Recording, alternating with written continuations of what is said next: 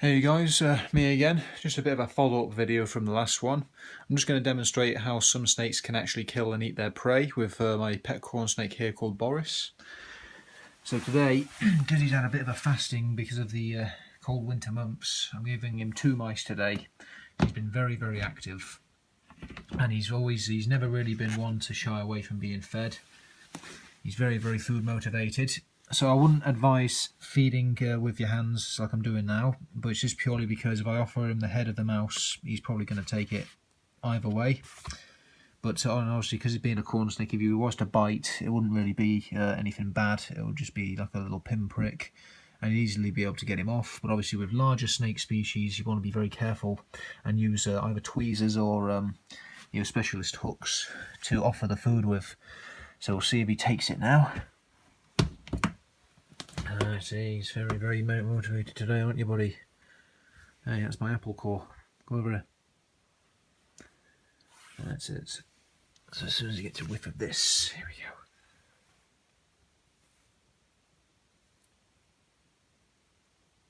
I'm taking it.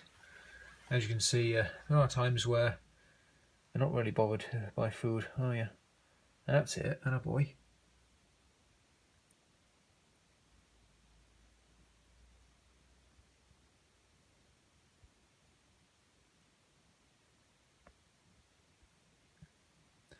I've soaked the mice in warm water so they kind of simulate a living animal, because some snakes can sense heat, but they also, but with this guy he can't really sense the heat because he's a colubrid.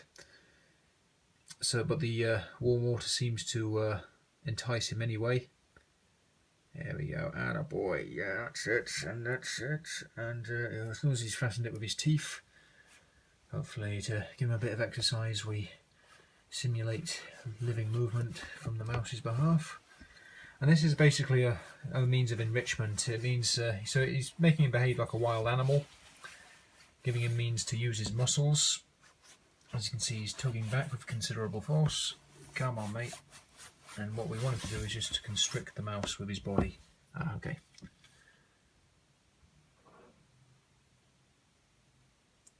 Come on, mate. Come on, matey boy. This doesn't usually happen.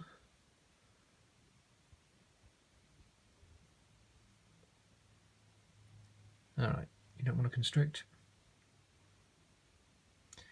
Fair enough.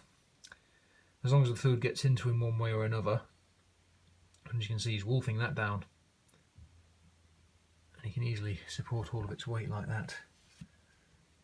And we'll give him the next one, somewhere where he can find it. But just while he's eating that, I'll also demonstrate some other important aspects of snake husbandry. When you're cleaning your snakes, which includes spot cleaning, to getting the fecal matter and waste food out on a daily basis, it's best to use reptile-friendly detergents, or should I say disinfectants like this Viv Clean, just to make sure it doesn't get ingested by the animal or comes into contact with the animal's skin, because it's not the best thing, but it is safe for them to use as long as it's washed off properly. And as you can see, these logs in both of his vivariums also allow him to use his muscles, because they do appreciate the opportunity to climb. And also one of the biggest aspects of snake husbandry is the temperature. So these guys are quite happy in an average temperature of around 20 to 25 degrees Celsius.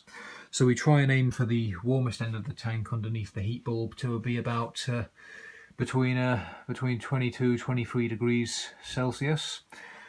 And that's when we use the thermostat here at the bottom to measure the temperature of the coolest area, or whatever suits you best. So we aim for this area to be about 18 to 20 degrees Celsius. Always give them an opportunity to escape the heat, you see, because they can't cool themselves down on their own. They need to either soak in water or move to a cooler area. And this is where the second floor kind of comes in, not because he's outgrown the use of the single one, but also up here it allows him to climb. I've even seen him up on this log here, kind of draping himself over like a green tree python, which I thought was very interesting. But up on this hammock, which he does kind of use quite a lot, he can escape the heat completely, and he actually seems to be pretty happy in this kind of condition. he'll actually avoid the heat for quite some time. But I believe that upkeep is all about experimentation. I mean, as long as you know what the animal does need, you can always make alterations later on. Let's see how he gets on with his food. Attaboy, Boris. So it's a long misconception. Snakes don't actually dislocate their jaw. They just have very stretchable ligaments that connect the jaw bones, which allows them to open their mouth about 150 degrees, which is something like that on my hand. He could eat something about 3 times wider than his own head, or body in fact. So it's a very, very good adaptation, because he's allowed to eat something that big and then fast for months on end quite happily. But that's why we keep him to this size prey, because we don't want him to eat something too big, because it's quite a stressful process, and it's also could risk ripping some of the scales and stuff. But no, join us for the next video. Hope you found it informative, and if you have any suggestions for what I should do future videos on, please let me know. Hope you guys enjoy the rest of your Easter holidays.